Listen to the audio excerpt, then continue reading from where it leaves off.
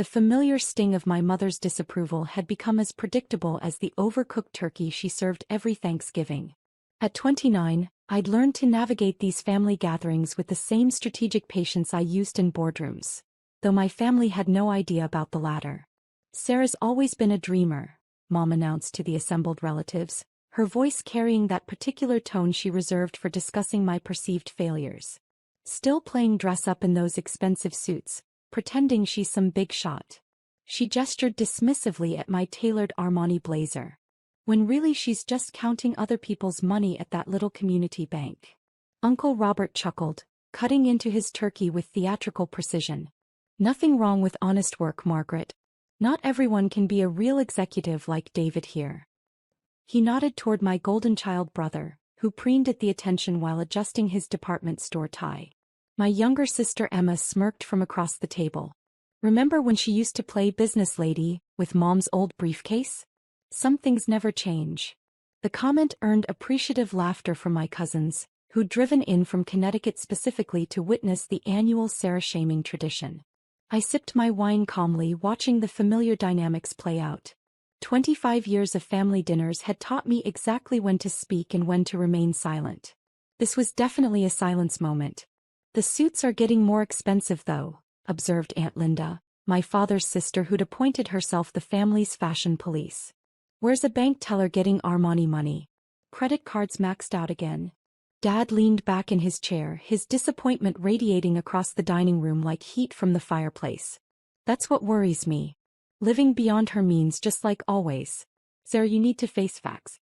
You're 29 years old. It's time to stop pretending and start accepting reality." "What reality is that, Dad?" I asked quietly, genuinely curious about his perspective. "You work at a community bank in Queens. You process deposits and cash checks. It's honest work, but it's not." He gestured vaguely at my attire. "This fantasy version of yourself that you keep insisting on presenting to the world." My brother David nodded sagely, as if he'd achieved some profound wisdom in his 32 years of middle management at an insurance company. "Dad's right. There's dignity in accepting who you are. Not everyone can be in high finance. The sooner you stop pretending, the happier you'll be." The irony wasn't lost on me. David's idea of high finance was processing claims for fender benders, but pointing that out would only escalate the situation. Instead, I smiled and took another bite of Mom's aggressively seasoned stuffing. "I mean, look at this apartment you're renting in Manhattan," Emma continued, pulling up photos on her phone. "The rent alone must be eating your entire paycheck. It's just not sustainable, Sarah. You can't keep living this lie."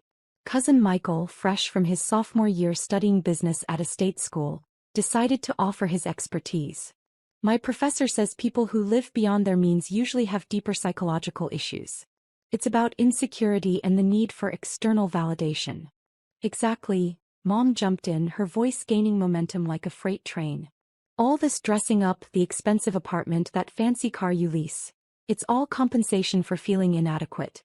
Honey, there's nothing wrong with being ordinary." The funny thing was she wasn't entirely wrong about the compensation part. My lifestyle choices were indeed carefully calculated, just not for the reasons she imagined. Every suit, every address, every vehicle was selected to project a specific image to specific audiences. The fact that it also happened to irritate my family was simply an amusing side effect.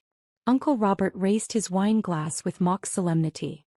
"Here's to Sarah finally accepting that she's not destined for Wall Street. To finding contentment in Queens." The table erupted in supportive chuckles and raised glasses. Even my teenage nephew Jake, who usually avoided family drama, snickered behind his phone. "You know what I heard?" Aunt Linda leaned forward conspiratorially. "That community bank she works at is probably going to be bought out by one of the big chains. She'll be lucky to keep her teller position when that happens." My stomach tightened slightly. Not because of any job insecurity, Linda's gossip was characteristically inaccurate, but because the merger she'd referenced was actually under my direct oversight. The irony of the situation was almost too perfect. "Which bank is it again?" asked Cousin Patricia, who worked in retail but somehow always positioned herself as the family expert on everything financial. "First Community of Queens," Mom answered with a slight wince, as if the name itself embarrassed her. "One of those tiny neighborhood places that's barely hanging on." They probably can't even afford proper security. David nodded knowingly. Those small banks are dinosaurs. They'll all be gobbled up by Chase or Bank of America eventually. Sarah, you should really start looking for something more stable. Maybe customer service at a bigger company. I set down my fork carefully, maintaining the serene expression I'd perfected over years of hostile takeover negotiations. You think I should leave banking altogether? Honey, you're not really in banking, Mom corrected gently, her tone suggesting she was trying to spare my feelings. You work at a bank. There's a difference. Real banking happens on Wall Street with people who went to Ivy League schools and have actual finance degrees. Mom's right, Emma chimed in. You studied art history at a state school. It's not exactly Goldman Sachs material. The comment drew knowing nods from around the table. The Goldman Sachs reference almost made me smile.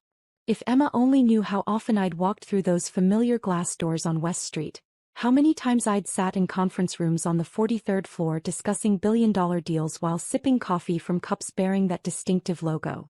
Speaking of Goldman, Uncle Robert interjected, did you see that article about their latest merger? Something like $8 billion. That's the kind of money we're talking about in real finance. Not counting 20s at a community bank window. Actually, it was $8.7 billion and I'd personally spent 6 months structuring the deal. But correcting Robert would require explanations I wasn't ready to provide. Instead, I nodded politely and reached for the cranberry sauce. The suits really are beautifully tailored though, admitted Cousin Patricia with grudging admiration. Where do you shop? I mean, before you have to start budgeting more realistically. Various places, I replied vaguely. The truth was that most of my professional wardrobe came from a personal shopper who understood the specific requirements of C-suite presentations and client dinners, but that level of detail would only fuel more speculation about my supposed financial irresponsibility. Dad cleared his throat, preparing for what I recognized as his traditional Thanksgiving lecture. Sarah, your mother and I have been talking. We're worried about your future. This fantasy lifestyle isn't sustainable. You need to start making practical decisions. What kind of decisions? I asked, genuinely curious about their recommendations. Move back to Queens permanently. Find a nice apartment you can actually afford. Maybe meet someone who works in a similar field. Another bank employee or an accountant. Someone realistic about life expectations. The suggestion that I should date within my perceived socioeconomic bracket was particularly amusing, considering my last relationship had been with a federal judge who'd ultimately found my work schedule too demanding. But explaining that would require revealing details about why federal judges and I moved in the same professional circles. And stop wearing those expensive suits to a teller job, Mom added. It makes your coworkers uncomfortable. Dress appropriately for your position. Emma leaned forward with sudden excitement. Oh, speaking of positions, guess who got promoted to assistant manager at her marketing firm? She paused dramatically. Me. Starting salary is $48,000 plus benefits. The table erupted in congratulations and praise for Emma's achievement. I genuinely smiled, pleased to see my sister advancing in her career, even as the implicit comparison hung heavy in the air. Now that's realistic progress, Dad beamed. Working your way up through hard work and appropriate expectations. Sarah, you could learn something from your sister's approach. Uncle Robert raised his glass again. To Emma. Finally, an example of actual success in the family. As they toasted Emma's promotion, my phone began buzzing against my leg. I glanced discreetly at the screen and saw the distinctive caller ID that always sent a small jolt of adrenaline through my system, even after 3 years in this position. Excuse me, I said quietly, starting to rise from the table. Oh no, Mom's voice sharpened. Absolutely not. We're having a family dinner. Whatever customer service emergency you think you have can wait until tomorrow. Sarah always thinks her little bank job is so important, laughed Cousin Michael. Like someone desperately needs to deposit their grocery money right now. The phone continued its insistent buzzing. I could see the notification light blinking through my jacket pocket, and I knew from experience that when this particular number called during off hours, the conversation would not be optional.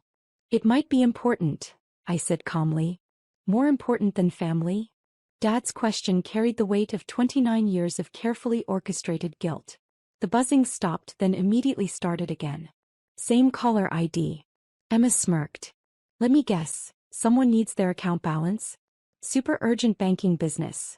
Before I could respond, the buzzing stopped again, replaced by the distinct chime of a text message. Then another. Then a third in rapid succession. Uncle Robert laughed. Probably spam calls. You know how those scammers target bank employees, figuring they're gullible about financial stuff. The phone started buzzing again. Fourth call in 2 minutes. I stood up slowly, my decision made. I really do need to take this.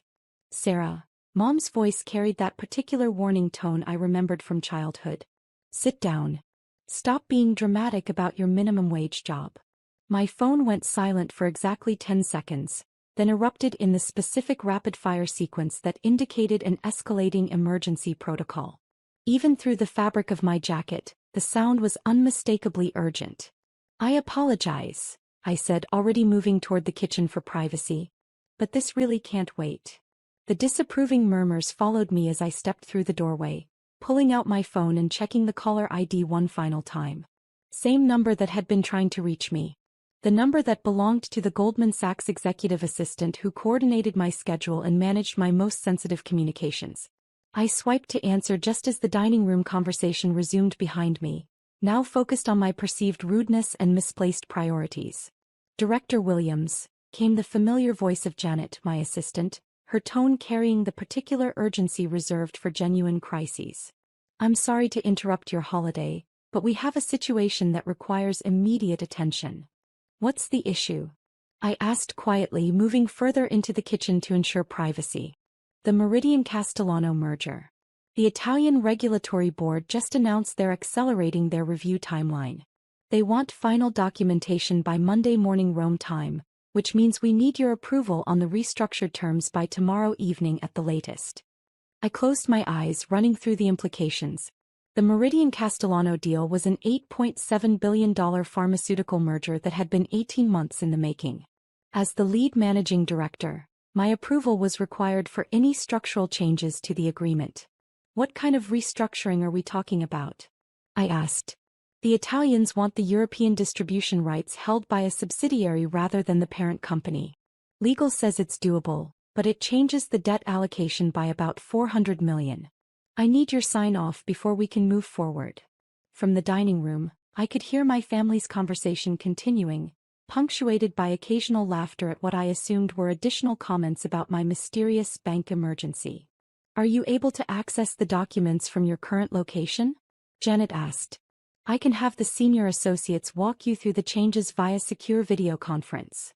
I glanced back toward the dining room, where my family was undoubtedly crafting new theories about my inflated sense of self-importance. Yes, I can review everything. Set up the call for 1 hour from now. Perfect. I'll conference in Marcus and Jennifer from the legal team, plus Alessandro from our Rome office to explain the regulatory requirements. Should I send the amended term sheets to your secure email? Yes, and Janet? Thank you for handling this efficiently. I know everyone would rather be with their families today. Of course, Director Williams. The team understands how critical this timeline is. I'll send the meeting link now. I ended the call and stood quietly in the kitchen for a moment, processing the shift from family dinner dynamics to merger crisis management. This kind of rapid mental gear changing had become second nature over the years, but the contrast was still jarring. When I returned to the dining room, the conversation paused as everyone turned to look at me expectantly. Everything okay? Dad asked with exaggerated concern. Nobody's checkbook balance causing a national emergency, I hope? The comment earned chuckles from my cousins. I smiled and retook my seat. Just work stuff. Nothing that can't be handled. See? Mom said triumphantly. It's never actually an emergency. Sarah just likes feeling important. Emma leaned forward with mock seriousness. Let me guess. Someone needed to know if their direct deposit went through? Code red banking situation. Something like that, I replied, taking a sip of wine. Uncle Robert shook his head with amusement. You know, Sarah, most people in customer service jobs understand that work stays at work. Professional boundaries are important. The irony of receiving a lecture on professional boundaries from someone who sold used cars was not lost on me, but I simply nodded agreeably. I just think it's disrespectful to the family, Dad continued. We get together 4 times a year and you can't put away your phone for 2 hours? What kind of workplace emergency could possibly require a bank teller's immediate attention? Before I could respond, my phone began buzzing again. Different caller ID this time. Marcus from legal, probably wanting to brief me before the full team conference. The table went silent, all eyes focused on my pocket. Seriously? Emma's voice dripped with disbelief. Again. I glanced at the caller ID. Marcus wouldn't call unless Janet had specifically requested a preliminary briefing, which meant the legal complications were more complex than initially described. I began. No, Dad's voice was firm. Absolutely not. I don't care if the bank is being robbed. Dinner first, pretend job second. The phone continued buzzing insistently. Mom reached across the table and placed her hand over mine. Honey, listen to me. This is exactly the kind of behavior that makes people think you're unstable. Normal employees don't get urgent calls during Thanksgiving dinner. You're not the CEO of Goldman Sachs. The phone went silent. Maybe her manager's calling, suggested cousin Patricia. To fire her for being unreliable? That's not funny, Mom scolded, though her tone suggested she found it a little funny. Sarah's had that job for 3 years. They're not going to fire her for being dedicated. Dedicated to a fault, Uncle Robert observed. There's a difference between work ethic and delusions of grandeur. My phone buzzed once with a text message. I could see part of the preview notification. Director Williams, the Italian regulatory. The message was cut off, but I could guess the content. More complications with the timeline, more variables requiring immediate attention. What does it say? Asked Jake, my nephew, leaning over with teenage curiosity. Nothing important, I replied, turning the phone face down on the table. Probably a Black Friday sale alert, Emma suggested. Sarah and her shopping addiction. The conversation drifted back to other topics. Emma's promotion, David's upcoming vacation, Mom's bridge club drama, while I mentally calculated timelines. If the Italian regulators were accelerating their review, the ripple effects would extend beyond just our documentation. The entire closing schedule would need adjustment, which meant coordinating with legal teams in 3 countries. My phone buzzed again. Another text, probably from Janet with the secure meeting link. This time I didn't even glance at it, but Emma noticed the notification light. Seriously, Sarah. Turn it off. Whatever crisis you think you're managing can wait until tomorrow. It's probably not even work, laughed cousin Michael. Maybe she signed up for emergency banking newsletters or something. Breaking news. Interest rates unchanged. The table found this hilarious. Even Dad cracked a smile. You know what I think?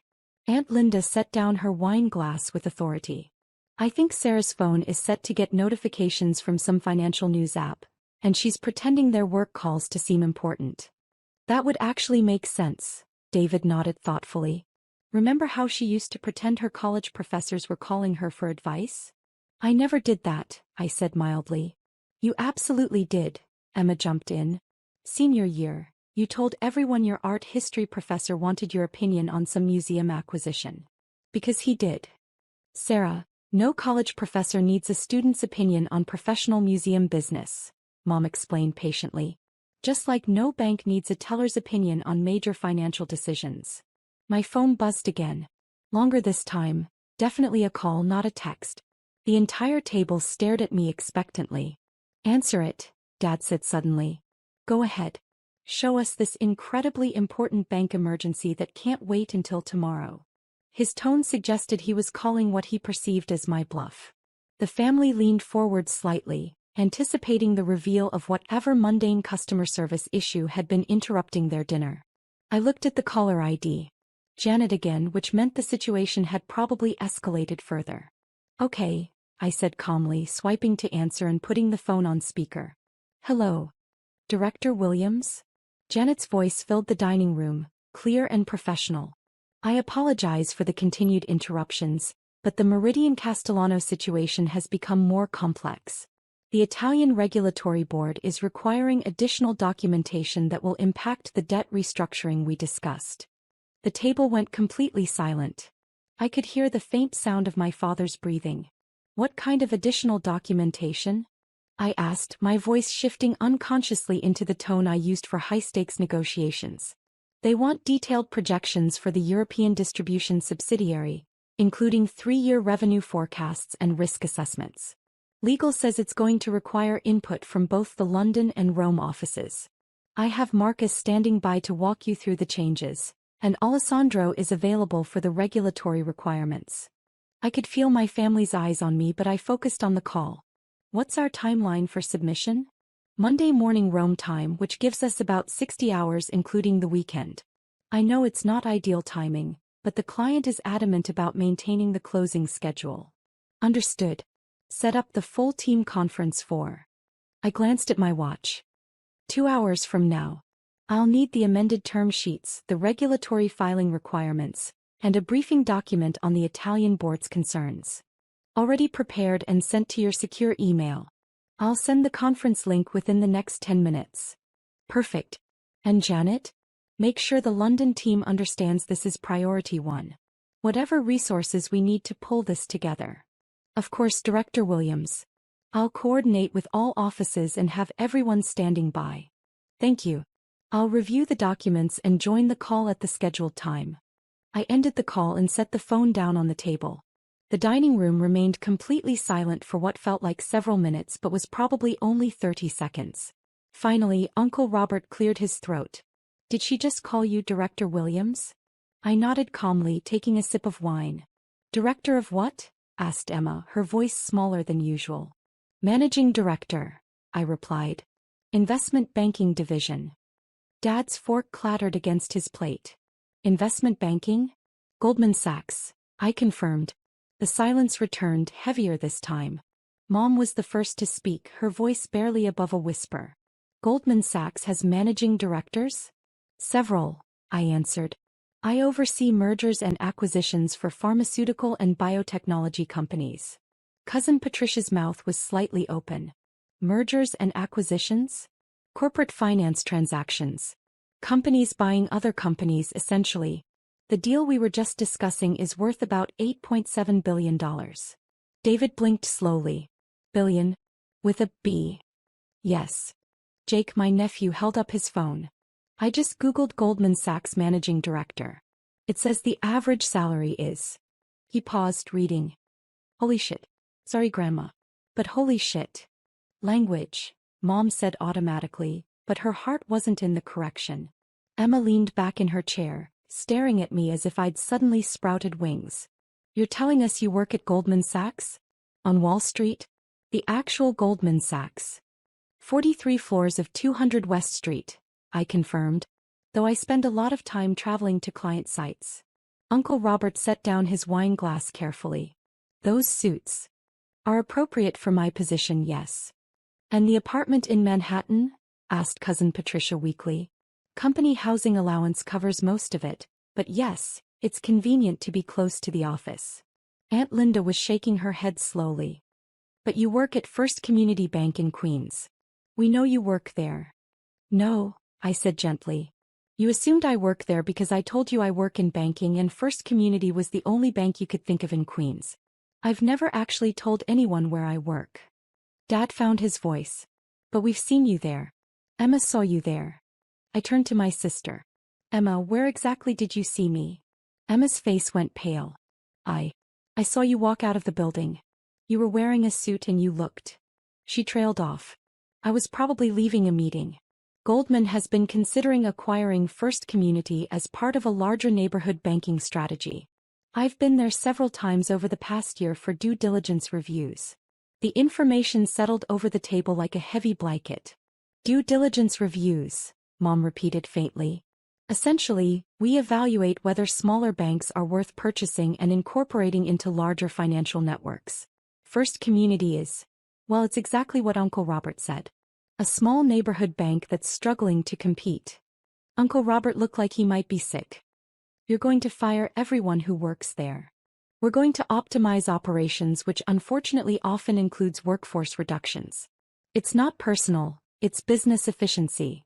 My phone buzzed with another text. I glanced at it quickly. The meeting link just arrived.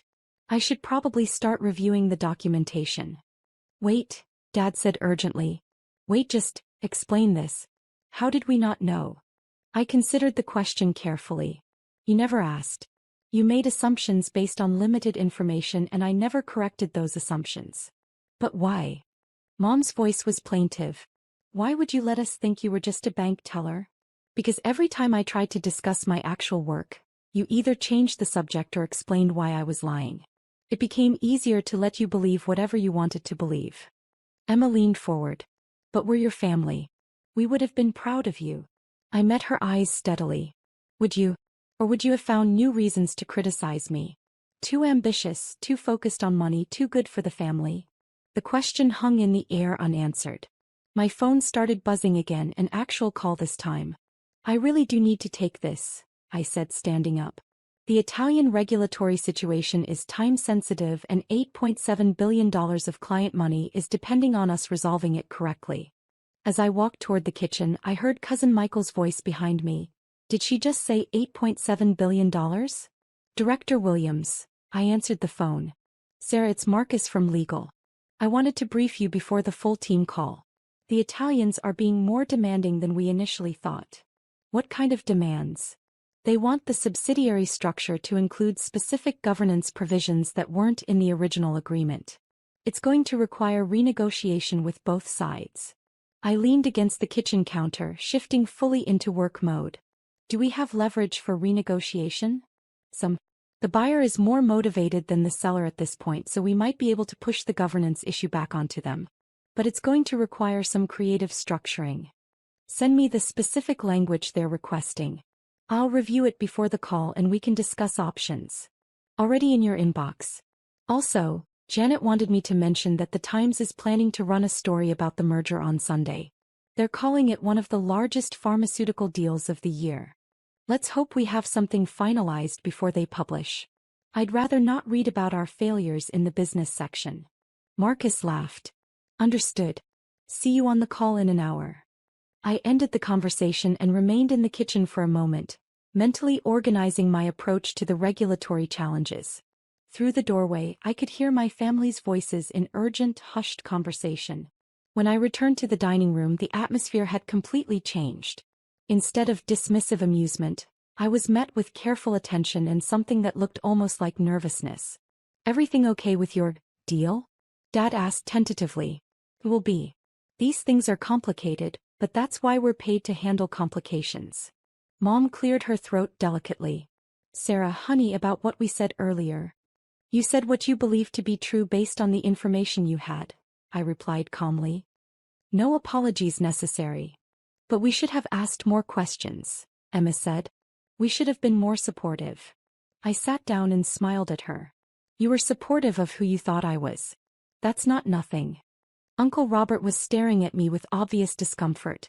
Sarah, I owe you an apology. All that talk about accepting reality.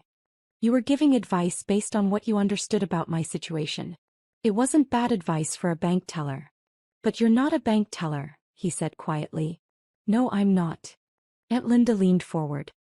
Can I ask, how much do you make? Linda. Mom scolded. It's okay, I said. Base salary is around $400,000. With bonuses and equity compensation, total annual compensation usually runs between $1.2 and $1.8 million, depending on the year. The number landed like a physical blow. Several people actually recoiled. Jake held up his phone again. I'm looking at apartments in Manhattan. For that kind of money she could afford. He scrolled through listings. Pretty much anything. The company housing allowance helps, I confirmed. Goldman takes care of its managing directors fairly well. David was shaking his head slowly. $1.8 million. In a good year. This year is looking to be above average. Because of the $8 billion deal? Asked Cousin Patricia. That's one of several major transactions. The pharmaceutical sector has been very active lately. Mom was looking at me as if seeing me for the first time. You handle billion-dollar deals? Usually several simultaneously. Currently, I'm primary on 4 deals ranging from $2.3 billion to $12.6 billion. The Meridian Castellano is in the middle range. $12 billion, Dad repeated faintly. My phone buzzed again. This time it was a calendar notification. Team conference in 45 minutes. I should probably start reviewing the documentation, I said. The regulatory changes are fairly complex. Of course, Mom said quickly. You should, yes of course. I stood up then paused. Thank you for dinner. The turkey was delicious and I enjoyed spending time with everyone. Sarah, Emma called as I started to leave. Are you upset with us? I turned back to face the table. No. You're my family and I love you. Nothing about that has changed. But we were so awful to you, Aunt Linda said. All those comments about your suits and your apartment. You were working with incomplete information. It happens. Will you? Mom hesitated. Will you still come to Christmas dinner? I smiled. I wouldn't miss it. Though I might have to take a few work calls. Of course, Dad said quickly. Whatever you need for your work. As I gathered my things, I could hear them resuming their conversation in hushed, amazed tones. Terms like managing director and billion-dollar deals floated through the doorway as I collected my coat. Before leaving, I returned to the dining room one final time. I'll probably be in the office tomorrow working on the Italian situation, but I'll call Mom on Sunday to check in. The office, Uncle Robert repeated. Goldman Sachs office. That's right. On Wall Street, he added as if confirming the reality. West Street actually. But close enough. Emma stood up suddenly and hugged me tightly. I'm proud of you, she whispered. I'm sorry it took me so long to say it. Thank you, I whispered back. That means a lot. As I drove back to Manhattan, my phone rang through the car's Bluetooth system. Janet's voice filled the vehicle. Director Williams? I wanted to confirm you received the meeting materials. The team is assembled and ready to begin whenever you are. Perfect. I'll be in my apartment in 20 minutes. Give me 30 minutes to review everything and then we can start the call. Understood. Also, I took the liberty of ordering dinner for the entire team. It's going to be a long night. Good thinking. And Janet? Make sure everyone knows I appreciate them giving up their holiday evening for this. Of course, they understand how important this deal is. As I navigated through the surprisingly light Thanksgiving traffic, I reflected on the evening's events. My family's reaction had been about what I'd expected. Shock followed by a kind of nervous recalibration of their understanding of who I was. The funny thing was nothing had really changed. I was still the same person who'd sat down to dinner 2 hours earlier. The only difference was information. Information that had always been available if they'd asked the right questions. By the time I reached my apartment building, I was already mentally shifting gears from family dynamics to regulatory compliance strategies. The doorman greeted me with his usual professionalism, and I took the elevator to the 34th floor, where my home office waited with its multiple monitors and secure network connections. I had 45 minutes to review complex legal documentation and prepare for a multi-jurisdictional conference call that would determine the fate of an $8.7 billion transaction. It was exactly the kind of challenge I'd been trained for, exactly the kind of pressure I thrived under. As I settled into my desk chair and pulled up the first document, my phone chimed with a text from Emma. Still can't believe my sister is a Goldman Sachs managing director. Mom is Googling you right now. I smiled and set the phone aside. There would be time for family adjustments later. Right now I had work to do. The Italian regulatory requirements spread across my screen in dense legal language, and I began the process of translating bureaucratic demands into actionable business solutions. This was what I did, what I was genuinely good at, turning complex problems into elegant financial structures. In 6 hours I would be on a conference call with lawyers in Rome, compliance officers in London and client representatives in 3 time zones, all working together to preserve a deal that would reshape the global pharmaceutical industry. My family was just beginning to understand that their quiet, well-dressed daughter who never talked about work was actually one of the people who moved billions of dollars around the global economy. It would take them time to adjust to that reality. But for now, I had regulatory requirements to review and a merger to save. The rest could wait until after we'd satisfied the Italian authorities and closed the deal. After all, $8.7 billion was depending on it.